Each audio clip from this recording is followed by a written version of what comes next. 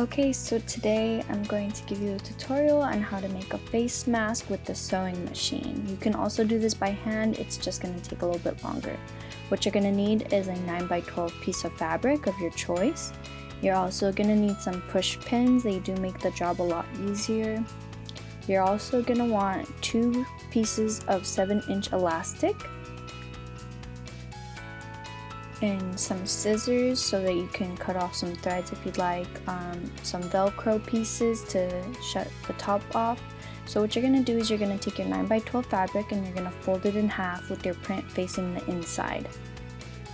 Once you do that, you're going to fold over the top half so that we can have a little hem, and that'll make sure that your top doesn't fray when you have to machine wash it.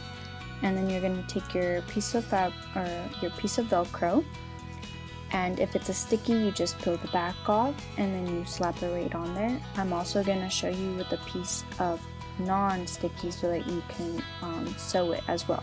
So once again, flip it over, fold that fabric over so that you can make your hem so that your fabric is protected and you have your Velcro piece. Now we're going to go ahead and sew it on. I'm using a Brother SE sewing machine. It doesn't matter what sewing machine you have, you can even do this by hand. It just takes a little bit longer, but it's just make sure that you sew all the way around the edges of the Velcro piece. Once you have that, you're going to go ahead and fold your fabric in half one more time, and we're going to sew a seam across the top, leaving a 1/2 inch allowance around the Velcro piece. So let's go ahead and sew that together. Once you have it sewn, you're going to take your push pins and you're going to take your 2 pieces of elastic, and we're going to go ahead and put those on the inside of the mask that we're forming. So you take one piece and you put it on the inside of the mask and push it all the way up towards our seam that we just made. We're going to push pin it so that it'll stay in place there until we can sew it down. You're going to do this to the top of the elastic, and you're also going to do it to the bottom of the elastic towards the bottom of the mask.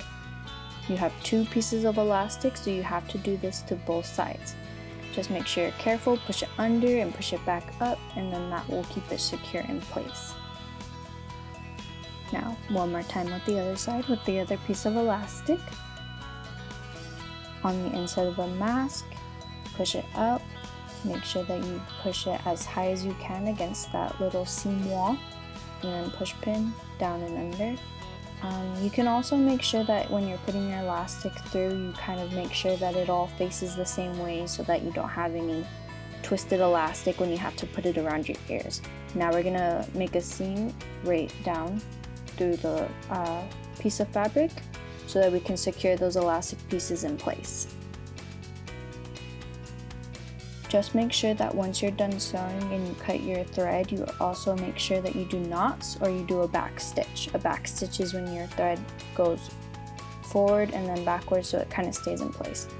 Now once you're done, we're going to go ahead and take our mask and we're going to flip it inside out. It kind of makes it easier if you go to try to grab the thread or the elastic string and you kind of tug on it a little bit. It'll help you pull it through and it'll go inside out.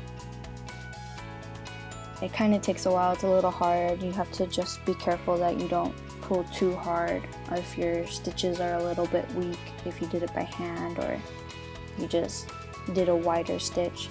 Now that we have it all the way inside out, or right way up I guess, you're going to take your push pins and we're going to make some pleats so that way when we put the mask on, it's tighter when it comes towards your ear so there's not a lot of air coming in and out.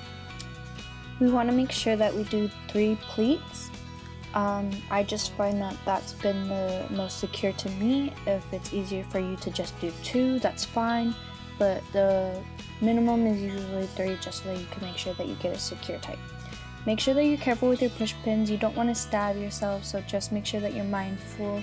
Have a parent or an adult around to make sure that they can kind of watch and just make sure you're being safe.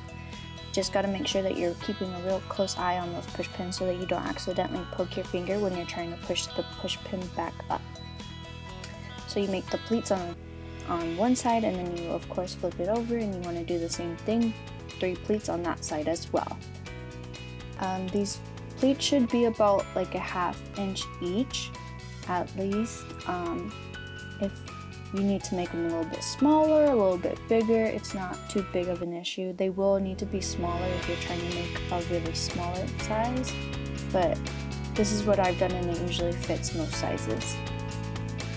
So once you're done with that, what we're going to do is we're going to also sew down a 1 line so that we can secure those pleats in place.